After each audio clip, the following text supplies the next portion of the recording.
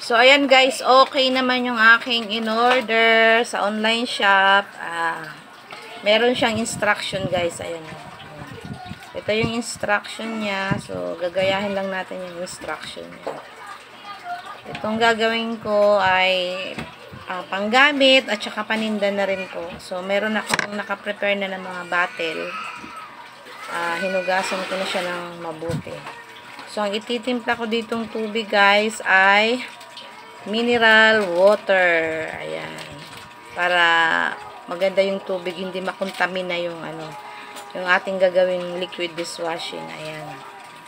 Kasi mostly sa may napapanood po ako doon sa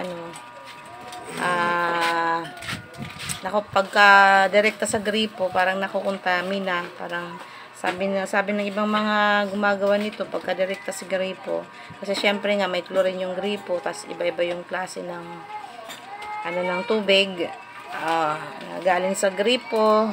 Minsan may makalawang, di ba, ganun po, minsan malabo. So mas maigi po yung mineral water. I suggest and advise, mas maganda po mineral water ang ating gagawin. So ayan guys, thank you for watching.